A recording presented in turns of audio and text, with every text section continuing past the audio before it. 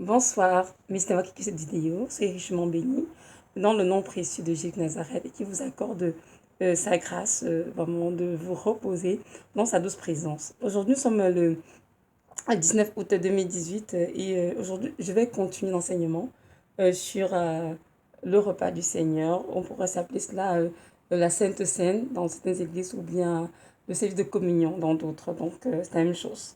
Le nom change, mais au fond, c'est la même chose. Donc, aujourd'hui, je vais continuer ce moment dessus. La dernière fois, j'ai fait une vidéo là-dessus qui parlait du repas du Seigneur et j'avais dit comme il était important vraiment d'être en communion avec le corps et le sang de Christ et que le Seigneur s'attend à ce que chaque enfant qui se dit chrétien, vraiment un véritable disciple de Christ, vraiment pratique la célébration du repas du Seigneur afin d'être vraiment en communion avec le corps et avec le sang de Christ pour pouvoir vraiment justement se rappeler ce que Jésus-Christ a fait pour lui à la croix de Golgotha. Donc, c'est sûr que pour ceux qui fréquentent une église, ils se font franchement à l'église avec dans le service du dimanche, le samedi, j'en sais rien. Mais j'aimerais que nous sachions que même si nous ne fréquentons pas une église, notre Seigneur désire que néanmoins que nous continuions d'être en communion avec son corps, avec son sang, dont nous pouvons se le célébrer à la maison, en famille, ou même tout seul, hein, si on habite seul, c'est pas grave. Ce qui est important, c'est vraiment le cœur et le corps le fait. Donc, comprenons bien que la célébration de la Sainte Seine ou du service de communion n'est pas, comment dirais n'est pas juste réduit à être fait à l'église, non, mais nous pouvons aussi le faire à la maison et c'est d'ailleurs même très recommandé pour le Seigneur de le faire aussi à la maison. Pas toujours attendre un service du dimanche pour le faire, mais d'être capable aussi de le faire à la maison. Donc, la dernière fois, j'ai vraiment parlé de cela. J'ai dit combien il était important de ne pas négliger cela parce que notre Seigneur Jésus désire que nous soyons vraiment en communion avec son corps et son sang, car c'est en ce moment que nous avons vraiment une union physique avec le Seigneur. Et c'est quelque chose qui est très, très important pour lui et cela devrait être aussi pour nous. Lorsque nous voulons célébrer le repas du Seigneur, évidemment, c'est sûr qu'il y a une disposition de cœur qu'il faut avoir, une certaine attitude. Donc aujourd'hui, je vais parler de l'attitude justement à avoir lorsque nous voulons célébrer un service de communion. Il c'est sûr qu'il y a une attitude à avoir, on ne peut pas se lever et le faire à la légère, avec légèreté, non. Il faut vraiment avoir une profonde attention, vraiment discerner, comprendre ce que nous sommes en train de faire. Pendant de nombreuses années, j'ai été dans plusieurs églises et je me suis rendu compte vraiment avec une grande tristesse que le service de communion était célébré parfois avec beaucoup de légèreté. Parfois, les pasteurs sur la chair demandent pas aux fidèles de prendre un temps pour s'examiner, confesser leurs péchés. Ils ne font pas cela. Dans l'Église, ils n'arrivent pas à préciser que c'est juste ceux qui ont vraiment reçu le Seigneur Jésus dans leur cœur comme Sauveur Seigneur, qui ont droit au service de communion. Mais en fait, ils ne disent pas ça. Ce qui fait que soit l'Église, on soit des gens qui sont même arrivés, ils ne sont même pas sauvés, mais ils prennent quand même le repas du Seigneur. Et ça, c'est pas du tout bien, c'est vraiment très grave. Donc, avec tout cela, j'ai trouvé ça pas correct. Et évidemment, je n'étais pas à l'aise avec cela. Mais bon, je me disais, bon, en tout cas, Seigneur, il faudrait que tu m'enseignes vraiment. Parce que je pense quand même que nous sommes en train de commémorer ta mort, ta crucifixion, ta résurrection, Seigneur. Et c'est à cause de ce sacrifice hein, que nous sommes tous les chrétiens. Donc, nous devons vraiment venir à ta table avec beaucoup plus de révérence que cela. Et lorsque je suis tombée malade, je commençais à être constamment à la maison, beaucoup plus. Donc, j'ai commencé à faire le repas du Seigneur à la maison, justement, à sa demande. Il m'a dit, n'attends pas, il venir dans une église pour pouvoir communiquer mon cœur, mon sang. Tu peux faire à la maison, même avec ton mari, ou bien seul, si tu le veux. C'est recevable, pareil, par moi. Ce qui compte, c'est vraiment ton cœur et euh, ton discernement et avec comment tu le célèbres. Donc, j'ai commencé à le célébrer, évidemment. Et justement, durant toutes les années où je l'ai fait à la maison, j'avais toujours pas cette paix. Je disais toujours, Seigneur, j'ai l'impression que lorsque je célèbre le jour de communion, je sais pas, j'ai l'impression que je ne fais pas correctement comme tu voudrais, Seigneur. Je veux vraiment faire quelque chose qui doit t'honorer, que tu vas le recevoir avec, vraiment avec joie et qui va vraiment être une offrande agréable à tes yeux.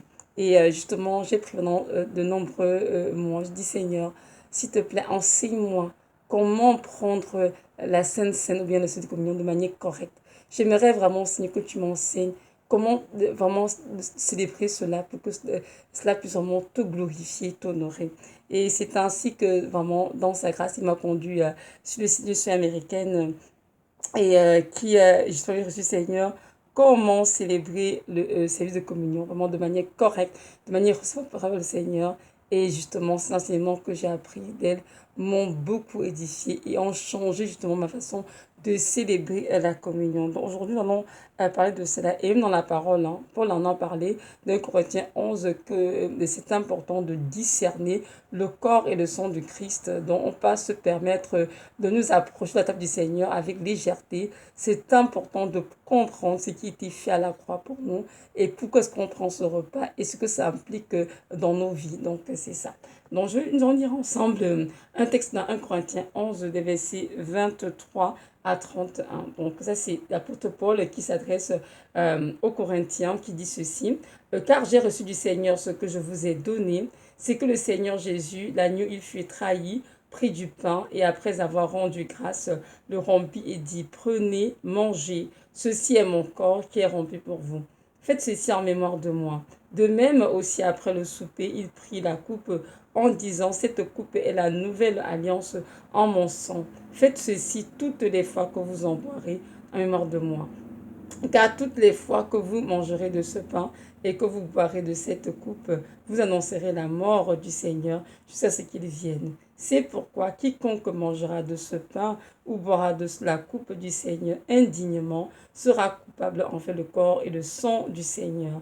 Que chacun donc s'éprouve soi-même et ainsi qu'il mange de ce pain et qu'il boive de cette coupe. Car celui qui en mange et qui en boit indignement sans discerner le corps du Seigneur, mange et boit sa condamnation. C'est pour cela qu'il y a parmi vous beaucoup d'infimes et de malades et que plusieurs dorment. C'est-à-dire plusieurs sont morts. Hein, parce que la version BJC, la version du second, c'est plusieurs sont morts. Parce qu'en fait, les morts en Christ, on dit qu'ils dorment en fait.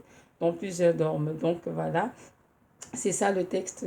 Et verset 31 dit, car si nous nous jugions nous-mêmes, nous ne serions pas jugés. Donc voilà, le Seigneur ici, donc, par l'apôtre Paul, nous dit clairement qu'il est important que nous soyons dignes, que nous approchions de sa table, et que c'est important que nous puissions discerner le corps du Seigneur et le sang du Seigneur avant de manger ou de boire. Donc c'est vraiment très important. Donc ici, nous exhorte vraiment à que chacun doit s'éprouver soi-même avant de toucher à la communion qui est donnée lors du repas du Seigneur. Et donc, on comprend en fait que lorsque nous célébrons le repas du Seigneur, c'est le service de communion, ou bien comme j'ai tout à l'heure appelé Sainte Seine dans certaines églises, ça ne doit pas se faire avec légèreté. Notre attitude doit être une attitude vraiment de révérence à son égard, de reconnaissance pour ce qu'il a fait, et vraiment une attitude de révérence, c'est-à-dire d'honorer le Seigneur, de reconnaître que ce grand Dieu s'est fait chair et qu'il était crucifié à notre place. En effet, nous devons nous approcher de la table du Seigneur avec vraiment un cœur reconnaissant pour tout ce qu'il a fait pour nous, pour tout ce qu'il a donné pour nous à la croix de Golgotha. Car nous sommes sans ignorer que nous sommes tous aujourd'hui appelés chrétiens parce qu'un jour, le Seigneur de Nazareth s'est offert comme sacrifice expiatoire pour nos péchés. Et c'est à cause de cet acte, hein, c'est-à-dire sa mort, sa crucifixion, sa mort et sa résurrection que nous aujourd'hui appelés chrétiens. Donc c'est important que nous approchions de sa table vraiment avec reconnaissance pour ce qu'il a fait pour nous. Et c'est aussi important de nous approcher justement de sa table avec foi. Amen. Parce qu'on dit ici, nous devons, nous devons discerner son corps et son sang. Nous devons approcher de Seigneur avec foi. Quand nous avons tout ce que sans la foi, il est impossible de lui être agréable. Et avoir la foi, c'est quoi? C'est de savoir que les éléments de la communauté, c'est-à-dire le corps du Christ qui est représenté par le pain et le sang du Christ représenté par le vin, sont véritablement son corps et son sang lorsque nous les bénissons. Oui, c'est important de réaliser cela. C'est qu'on va d'avoir une étude de foi et vraiment d'être jugé digne. Il faut comprendre ce qui se passe. Ce n'est pas juste des paroles en l'air qui sont prononcées durant le service de communion, mais ce sont des paroles qui doivent être accompagnées de foi, en fait. Nous devons avoir foi. Lorsque nous disons, par exemple, Seigneur, je bénis et je sanctifie ce pain. Je dirais que des cas qui est dans ton corps. Il faut que nous croyons vraiment dans notre cœur qu'en effet, c'est le corps du Christ que nous sommes en train de recevoir. Et comme ce que nous avons connu, par exemple, la coupe et que c'est la réponse de sang de l'agneau, vraiment croire que c'est vraiment le sang de l'agneau que nous sommes en train de recevoir. Donc, c'est important de ne pas parler avec légèreté, mais de laisser Dieu vraiment nous mettre, comment dirais-je, dans une petite spiritualité que nous pouvons comprendre que ce que nous sommes en train de dire est très important, car cela, en dépendant justement, dépend de cela, de comment nous allons recevoir la communion, ce que nous allons recevoir comme bénéfice au moment de la communion. Donc nous devons également vraiment recevoir, avoir une attitude, comment dirais-je, nous devons, comment dirais ça, okay. Nous devons vraiment comprendre qu'il est important que nous puissions aller dans sa présence avec de grandes attentes. Jésus-Christ, il s'est offert à la croix entièrement pour nous. Lorsque nous allons vraiment à la table ici, nous devons nous attendre à recevoir tout du Seigneur. Oui, tout parce qu'il s'est offert entièrement la croix Golgotha pour nous, son corps et son sang.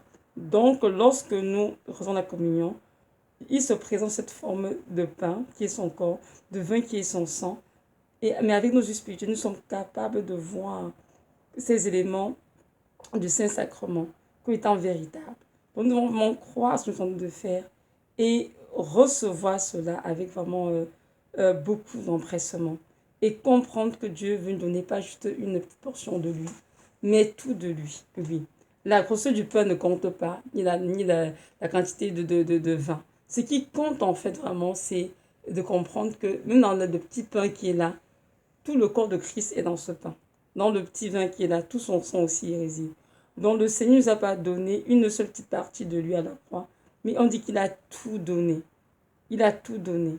Donc nous devons comprendre qu'il a donné son corps, sa vitalité. Il nous a tout donné à la croix de Golgotha. Donc il s'attend à ce que nous venons à sa table, que nous ayons une attitude de foi et que nous ayons de grandes attentes. Amen. Parce qu'il veut vraiment s'offrir à nous. Et c'est la raison pour laquelle nous ne pouvons pas nous permettre de faire cela avec rapidité ou légèreté. On prend le temps d'être concentré, d'être de focusément sur les éléments de la Sainte Sainte, notamment notre attitude de cœur, le pain lorsqu'il est béni, le vin lorsqu'il est béni, et de comprendre que Jésus-Christ est dans tout cela. Il n'est pas en dehors. Nous avons tout son corps, nous avons tout son sang avec nous. Il a souffert à la croix de Golgotha, autant parce qu'il nous a tout donné de lui. Il n'a rien laissé. Et à chaque goutte de sang qui était versée, il pensait à chacun d'entre nous. C'est la raison pour laquelle nous devons désirer recevoir tout de lui lorsque nous voulons célébrer cette communion. Nous devons attendre à ce que Dieu nous inonde de tout son être, nous donne tout ce qu'il a. Oui, c'est important. Si nous avons de faibles attentes, c'est sûr qu'on recevra aussi très peu. Donc, mais si nous désirons recevoir tout de lui, alors Seigneur Jésus-Christ avec joie, il nous donnera tout de lui aussi, ça c'est certain. Amen. Donc comprendre que notre Dieu ne donne jamais plus que nécessaire, non. Il nous donne ce qui est nécessaire pour nous en ce moment de notre vie. C'est tellement comprendre cela. Donc il nous donne vraiment les grâces et les missions respectives nous avons besoin en ce moment dans nos vies. Il n'y a jamais de charbon au Seigneur, non, pas dans le service de communion. Donc nous devons recevoir juste ce dont nous avons besoin, bien pesé par le Seigneur. Et nous comprendre aussi que le pain que nous bénissons comme étant le corps du Christ et le sang comme et le vin comme étant comme étant son sang contiennent vraiment le Père, le Fils, le Saint-Esprit. Et tout cela vient avec vraiment la puissance de Dieu. Donc c'est vraiment un moment de communion vraiment intense entre Dieu et ses enfants. Donc c'est pour ça la raison pour laquelle nous ne pouvons pas nous permettre de faire cela avec légèreté ou bien être distrait ou bien nous permettre de rêvasser durant ce temps. Non, il faut vraiment être concentré. Mais moi j'ai compris en fait que c'est le Saint-Esprit qui est en nous que nous rend vraiment capables de, comment dirais-je, de vraiment offrir une cette communion au Seigneur. Car nous voyons que notre chair est trop faible et très souvent, nous avons tendance à être agités ou nous focuser par des choses qui nous distraient. Mais c'est important de dire, Seigneur, aide-moi à garder le focus sur toi et à vraiment me concentrer et comprendre ce que je suis en train de faire. Parce que l'apôtre Paul dit de discerner le corps du Christ. C'est tout cela en fait. Il faut comprendre ce qui se passe. On ne va pas se permettre de juste le faire de manière religieuse, hein, comme un rituel d'église et tout. Tout le monde dit, on prend le corps, le pain, on mange, le sang du Christ, on prend le vin, on boit, et puis, oups, c'est fini, on s'en va. Non, c'est pas cela que Dieu attend de Dieu. Dieu attend vraiment à ce que nous approchions sa table avec une attitude de révérence, avec un cœur reconnaissant, avec un cœur contrit, justement, parce que nous avons péché contre lui et que nous allons vraiment demander pardon, parce que Jésus-Christ est mort au Golgotha afin de te pécher de nos vies. Et nous devons comprendre alors que si nous pratiquons le péché, évidemment, cela n'est pas du tout normal pour un enfant de Dieu. Et nous avons péché, je ne sais pas, inadvertance, nous devons vraiment nous confesser avec une attitude vraiment de regret, avec un cœur contré d'avoir offensé le Seigneur. Donc Dieu a terminé pour le Golgotha et aujourd'hui il nous demande justement de célébrer la Sainte Seine en sa mémoire pour nous rappeler qu'il est bien, qu'il était crucifié, qu'il est mort pour nous et qu'il est ressuscité afin que nous ayons la vie éternelle en lui. Amen. Donc dans le reprendre du Seigneur avec de grandes attentes et tout, c'est sûr que notre Dieu va nous accorder notre foi. Si nous partons avec de faibles attentes, on reçoit peu du Seigneur. Mais la vérité, c'est qu'en fait, son corps et son sang sont disponibles en entièreté. Mais c'est à cause de nos perceptions limitées, notre faible foi, que malheureusement nous allons recevoir très peu de ce qu'il a mis pour nous. Voyez-vous, c'est un peu comme si Dieu te met dans une maison un frigidaire qui est rempli de vivres, hein, du lait, des fruits, des légumes, de la viande, etc. Et il dit à cet enfant de Dieu, mon enfant, tu dois te servir. Et il se donne tout ça, c'est à toi. Mais l'enfant de Dieu s'approche de ce frigidaire avec une foi très faible et prend peut-être juste un fruit, un légume, et puis il s'en va. Mais l'enfant de Dieu viendra avec une grande foi. Il va dire, oui Seigneur, merci tout ce que tu as donné pour moi. Je veux prendre tout ce que tu as pris pour moi. Donc c'est moi qu'on a qui va la scène. C'est ce qu'on va l'apprendre du Seigneur. Nous devons vraiment nous attendre à recevoir tout de lui, tout ce qu'il est, sa vie, sa douceur, sa sagesse. En fait, tout ce, la vitalité de Jésus-Christ. Il nous donne tout cela dans sa présence. Mais il faudrait que nous ayons foi et que nous puissions vraiment avoir confiance en lui et ne pas nous limiter à nos sensations charnelles, mais vraiment laisser l'esprit nous imprégner de tout ce que Dieu a fait pour nous. Donc c'est ça. Donc c'est dans laquelle justement il faut se préparer pour être donc digne de recevoir le corps du Christ et de boire son sang de manière correcte. Parce qu'il y a des fois, on fait la Sainte Seine dans, que ce soit les églises, que ce soit à la maison et tout. Mais le Seigneur Jésus-Christ ne le reçoit pas. Pourquoi? Parce que ça n'a pas été fait de manière correcte. C'était fait avec beaucoup de légèreté. On a fait ça rapidement, avec un esprit religieux, plus comme un rituel, tellement comprendre pourquoi, de quoi. Et puis, on veut juste le faire pour le faire. Et puis, ouf, s'en aller. Non, c'est la raison pour laquelle beaucoup de personnes, justement, ne reçoivent pas les grâces qu'ils auraient dû recevoir. Au contraire, ils en ont privé, ils sont plutôt dans le jugement parce que, justement, c'était mal fait, mal célébré. Donc, c'est la raison pour laquelle il faut préparer son cœur vraiment pour recevoir la communion. Et ça, c'est quelque chose que j'ai appris vraiment, qui m'aide beaucoup. Prendre le temps de nous imprégner de sa présence, de comprendre ce qu'il a fait pour nous à la croix, ce que ça implique dans nos vies d'aujourd'hui, de comprendre que ce Dieu qui nous a rachetés n'a pas fait vraiment avec de l'or périssable ou à prix d'argent, mais il nous a rachetés avec son sang, avec son corps, et que c'est important de vraiment fuir le péché, car Jésus-Christ est mort au Golgotha pour ôter le péché du monde. Donc, il est inadmissible que nous prenions au péché, quelle que soit la forme que cela peut prendre. C'est temps pour la haine pour le péché. Et dans ce temps, justement, le Seigneur nous donne la grâce de revivre, hein, comment il a souffert à la croix, comment il a été frappé, humilié, méprisé, battu. Mais on dit d'abord qu'il n'a pas ouvert la bouche pour cela parce qu'il voulait s'offrir comme victime expiatoire pour les péchés de l'humanité entière. Donc nous ne pouvons pas être quelqu'un qui pratique le péché, c'est-à-dire qui pêche, pêche et pêche, ne se repent jamais, ne regrette rien et se permet dans la table du Seigneur. Ça, c'est vraiment prendre la coupe indignement. Donc, je me dis ici que si on a péché, on peut prendre la coupe du Seigneur parce que j'ai dit, hein, si on a péché, bien évidemment, c'est certain. Donc, c'est-à-dire l'enfant de Dieu qui a la crainte du Seigneur et qui, pour est tombé, on doit juste se repentir avant de prendre la communion. Mais c'est un peu dit que si on a un péché, on peut pas prendre la communion. Non, parce que je dis, on peut prendre la communion, mais il faut tout simplement se repentir sincèrement et donner droit à ce péché-là. Donc, c'est ça. Donc, comme il est écrit tout à l'heure, dans 1 Corinthiens 11 et tout, c'est écrit, je vais dire, verset 28, il dit ceci, que chacun d'entre s'éprouve soi-même et ainsi qu'il mange de ce pain et qu'il boive de cette coupe. Car celui qui en mange et qui en boit indignement sans discerner le corps du Seigneur mange et boit de sa condamnation. Nous avons parlé tout à l'heure vraiment de ces cas discerner le corps du Christ qui avait pour nous Golgotha. C'est important. Donc chaque enfant de Dieu doit s'examiner lui-même en devant le corps du Seigneur. Et petit 1, il doit vraiment réaliser et comprendre le sacrifice de Jésus qui est Golgotha, c'est-à-dire sa passion, ses souffrances extrêmes, sa crucifixion, sa mort et sa réjection. C'est important vraiment que ce Saint-Esprit nous imprègne de tout ce que Dieu a souffert durant ce temps-là. Et cela, ça prend de faire la Sainte Seine ou bien la Sainte de Communion dans un temps vraiment mis à part pour le Seigneur, un temps calme, hein, où le Seigneur vraiment se déverse en nous et nous faire revivre vraiment tout ce qu'il a souffert pour nous. Donc, c'est ça. Et la deuxième chose aussi à faire, c'est évidemment de nous approcher de la table du Seigneur avec un cœur contrit. Évidemment, c'est important. C'est sûr que beaucoup de personnes, ce que j'ai remarqué en tout cas pour moi, avant la communion, beaucoup de personnes ne se repentent pas.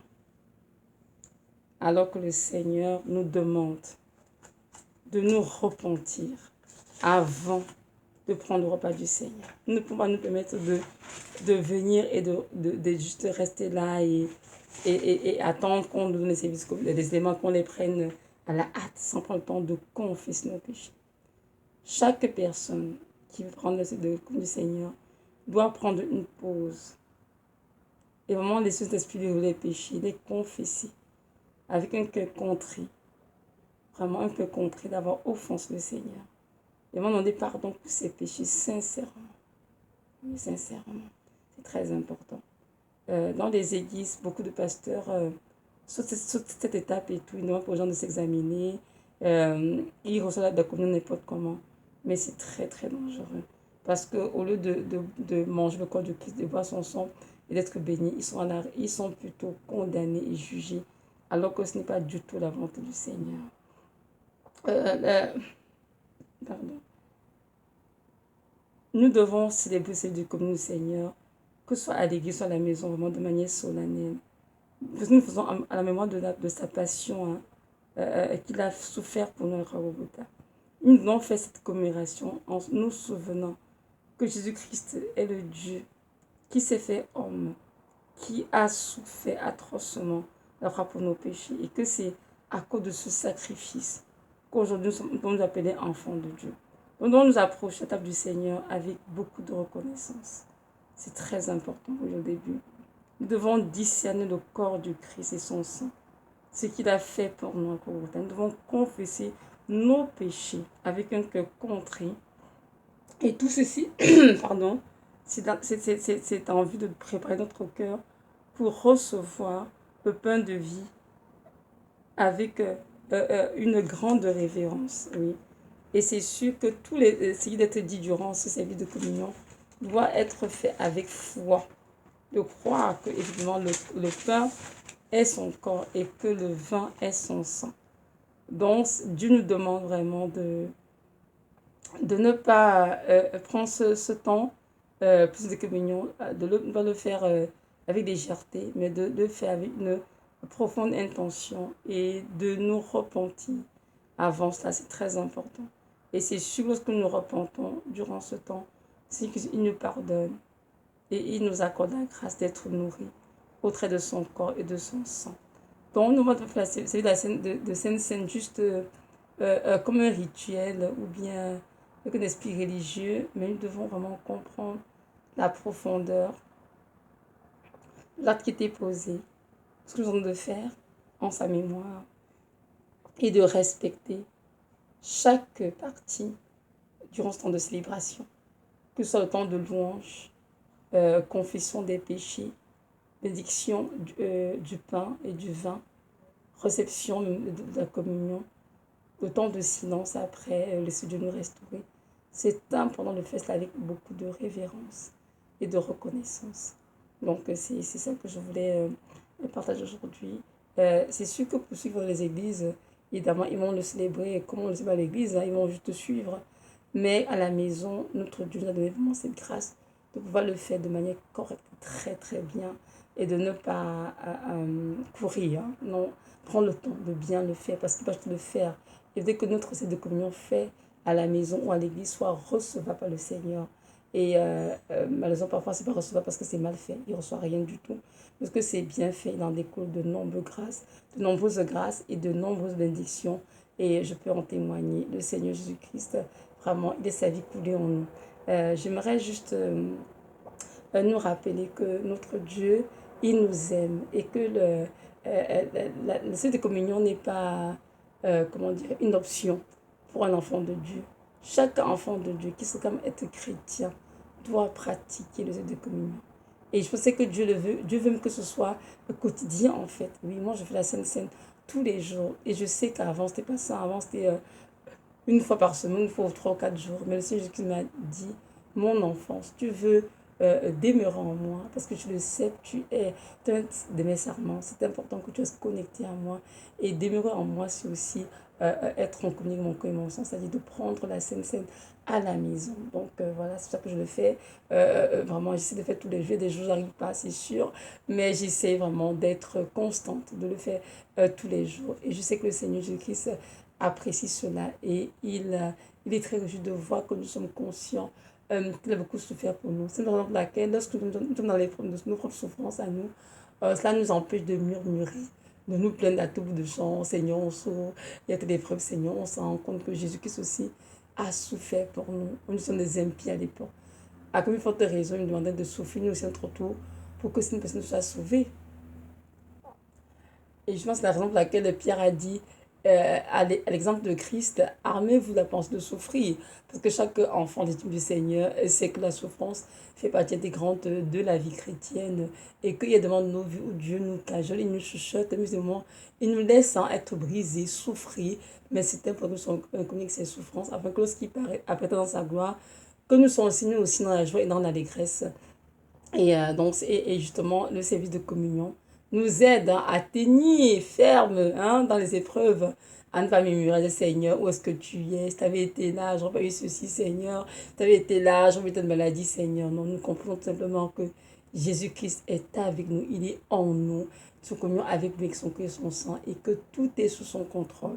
Et que ce que nous vivons, il a permis cela pour un but bien précis. Même si pour l'instant, le monde physique, nous ne vont pas le pourquoi de chaque chose, mais nous avons juste que nous sachions aujourd'hui qu'il n'y a aucune souffrance que Jésus-Christ permet dans le but de juste nous détruire. Non. Tous les œuvres qui veulent, c'est pour nous faire grandir et nous rendre plus proches de lui. Donc voilà, c'est ça.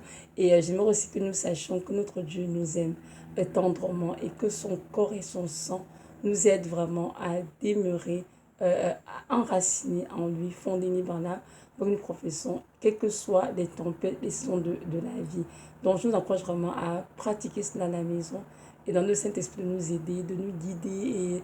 Et je sais qu'avec c'est avec beaucoup de joie qu'il le fera parce que c'est son désir, sa volonté, notre grâce, c'est que nous puissions être en communion avec le corps et le sang de Christ et que nous faisons cela en sa mémoire de ce qu'il a souffert pour nous à la croix de Golgotha. Donc voilà. Et juste nous rappeler que nous sommes bien bientôt, hein, nous sommes attendre la fin et que il y a la porte, le Seigneur vient chercher son église et évidemment, tous ceux et toutes celles qui attendent le Seigneur doivent se préparer, c'est-à-dire doivent vraiment mettre leur vie en règle, en confiant leur péché au Seigneur et en mettant, en nettoyant en fait le vie, il faut ôter de nos vies tout ce qui dérange le Seigneur, tout ce qui lui est abominable. Il faut vraiment donner à cela. Et le Saint-Esprit est là pour nous aider justement à soulever tous les recoins cachés de notre être et nous montrer toutes les choses que nous faisons qui ne glorifient pas le Seigneur. Et il est là pour nous aider à ôter ces choses et sachant que notre Dieu nous aime et que tout ce qu'il désire, c'est que nous sommes prêts pour son retour. Nous ne savons pas quand il viendra, ni le jour, ni l'heure, c'est vrai. Mais il veut que nous soyons prêts, qu'il nous trouve vraiment sobres en train de veiller, de prier, que ça nous appelle. Et c'est c'est important de ne pas oublier qu'il ne faut pas procrastiner en ce qui concerne la préparation. Il faut le faire tous les jours avec le Seigneur. Il a pu nous aider. Moi, je suis en train de chanter me parler depuis déjà pas mal de temps, mais je sais que le Seigneur, tous les jours, il me fait quelque chose qu'il faut que je mette en règle. Il dit, Evelyne, telle chose dans ta garde-robe et telle chose qui est encore là, c'est pas de moi. Il faut jeter dans la maison encore telle chose, je vous assure. C'est vraiment une préparation intense, mais qui vaut la peine. Parce que nous comprenons bien que notre demeure n'est pas terrestre, mais elle est céleste. Hein, et que nous allons un jour retourner dans notre Rome céleste et vivre auprès du Père. Donc c'est important de ne pas laisser les choses de ce monde, la distraction, les choses de ce monde nous accaparer, au point de nous faire oublier qu'il faut qu'on se prépare. Et se préparer veut dire vraiment le faire avec beaucoup de minutie, de rigueur. Hein, c'est très important. De ne pas le faire légèreté non plus, parce qu'on le fait légèreté et à l'enlèvement, on ne sera pas pris. On sera tout simplement déçu de devoir traverser la grande tribulation aussi. Mais je sais que notre Dieu ne désire pas cela pour ses enfants. Il veut que son épouse soit prête et pour être prête, elle doit se préparer. Elle doit laver vraiment sa robe dans le sang de l'agneau et vraiment afin de noter toutes les tâches et les rides qui y figurent. Donc c'est important vraiment de pas oublier cela. Et préparons-nous avec beaucoup d'empressement, sachant que notre maître est à la porte et que le jour viendra, ce sera vraiment bien que nous fassions partie de ceux qui seront enlevés. Car ce jour sera un jour évidemment glorieux, hein, de joie et d'allégresse pour ceux qui seront enlevés. Mais pour ceux qui vont rester, ce sera un jour vraiment de ténèbres, un jour vraiment de grincement de dents. Et ça, ce ne sera pas drôle du tout. Donc, je nous encourage vraiment à continuer de préparer, continuer de prier au Seigneur. Montre-moi, Seigneur, les choses en ce moment dans ma vie, ce que je dois mettre en règle. Et j'assure que cette prière fait avec foi, avec sincérité. Le Seigneur y répond et il nous aide à nous préparer de manière correcte. Donc, c'est ça. Non, pour toi qui m'écoutes, si tu ne connais pas le Seigneur Jésus de Nazareth, j'aimerais te dire que ce Dieu, il t'aime, c'est lui qui t'a créé. Et il veut tout simplement te donner la grâce que tu deviennes son fils. Donc, j'aimerais t'encourager à ne pas hésiter. Sache qu'il t'aime d'amour inconditionnel et qu'il est mort à la croix de Golgotha, même que tu vives. Et qu'il a versé son sang pour toi. Il est accusé pour toi à Golgotha. Alors, je t'encourage vraiment à aller ouvrir ton cœur. Donne-lui ta vie et accepte ton Seigneur. Repends de tous tes péchés et sache qu'il va te pardonner parce qu'il t'a déjà mis pardonné à la croix de Golgotha. Mais il veut que tu ouvres ta bouche, tu lui pardonnes tes propres péchés. Et je sais que c'est avec beaucoup de joie qu'il t'accueillera dans son royaume. Donc, c'est ça. Soyez richement bénis. Que le Dieu de gloire vraiment nous accorde tout ça, cette grâce hein, de demeurer en lui, dans la parole, dans la prière, dans la communion avec son corps et son sang, dans la foi, et qui nous demande aussi cette grâce, vraiment, la force, l'endurance nécessaire pour pouvoir tenir dans ces temps de la fin, et qui ne sont pas tout évident pour tout le monde, hein, vraiment c'est très difficile parfois, mais que nous tenions ferme, hein, vraiment, sachant que notre Maître nous aime et qu'il souffre avec nous, qu'il est entre nous, et que jamais il ne nous abandonnera. Donc c'est ça, soyez richement bénis dans le nom précieux de Jésus.